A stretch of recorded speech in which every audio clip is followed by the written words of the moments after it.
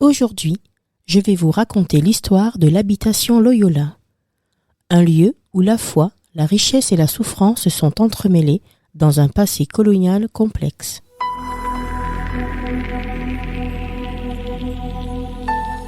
En 1668, dans la région de Remire-Montjoly, un groupe de jésuites s'installe sur des terres fertiles, acquises auprès des autorités coloniales. Leur objectif est double: établir une base pour leur mission d'évangélisation et générer des ressources économiques pour financer leur activité religieuse.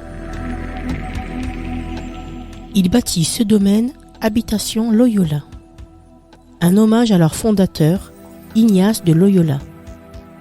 Mais sous ce nom pieux se cache une exploitation qui va marquer à jamais l'histoire de la Guyane.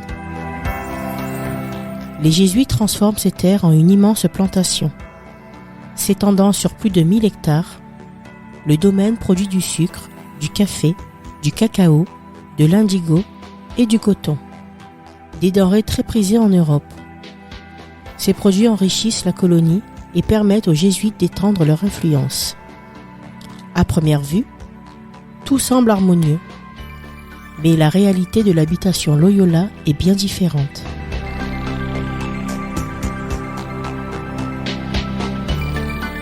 Le succès de cette plantation repose sur un système cruel, l'esclavage.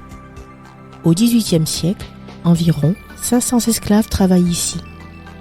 Des hommes, des femmes et des enfants, arrachés à leurs terres en Afrique, sont contraints à des journées interminables dans des conditions inhumaines. Sous le soleil brûlant, ils coupent la canne à sucre, récoltent le coton et traitent les feuilles d'indigo. La violence, la faim et les maladies rythment leur existence. Pourtant, l'habitation Loyola est bien plus qu'une simple plantation. C'est une petite cité organisée autour d'un pouvoir colonial. On y trouve une imposante maison de maître, symbole de l'autorité des jésuites. Une chapelle domine le site, où les esclaves sont baptisés et évangélisés. Une pratique qui mêle spiritualité et contrôle social. Un hôpital rudimentaire, une forge, une purgerie pour le sucre et un cimetière complètent cet ensemble, illustrant l'autonomie de cette plantation.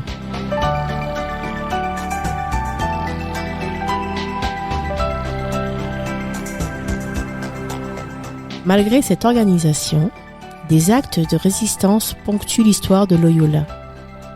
Les esclaves chantent des mélodies qui rappellent leurs racines et leurs espoirs. Certains fuient dans les forêts environnantes, rejoignant des communes marronnes, ces groupes formés par d'anciens esclaves. Mais le destin de l'habitation Loyola bascule en 1764. Cette année-là, le roi Louis XV, méfiant envers l'influence grandissante des jésuites, décide de supprimer leur ordre. Tous leurs biens, y compris l'habitation Loyola, sont confisqués. Le domaine est rebaptisé Beauregard et passe entre les mains de divers propriétaires. Cependant, les temps ont changé et la plantation ne retrouve jamais sa prospérité passée. Lentement, la forêt reprend ses droits, engloutissant les bâtiments et les souvenirs dans un silence pesant. Il faut attendre 1988 pour que les vestiges de l'habitation Loyola soient redécouverts. Lors des fouilles entamées en 1994, les archéologues mettent à jour des traces des fondations, des bâtiments, des installations agricoles et même des objets du quotidien. Ces découvertes racontent l'histoire d'une Guyane coloniale où richesse et souffrance cohabitaient.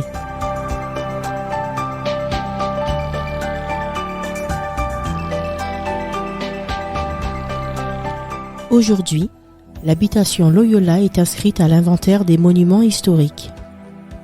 Les visiteurs qui arpentent ce site se retrouvent face à une réalité poignante.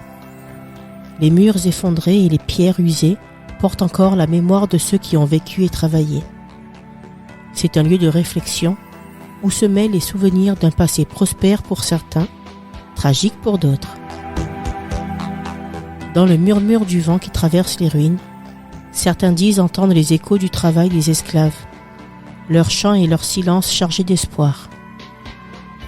L'habitation Loyola n'est plus une plantation, mais elle demeure un témoin essentiel de l'histoire de la Guyane et de ses luttes. Un lieu où passé et présent se rejoignent pour nous interroger. Et vous, avez-vous déjà visité le site archéologique de Loyola ? Des journées portes ouvertes lors des fouilles archéologiques et des journées du patrimoine s'adressent au grand public. Profitez-en!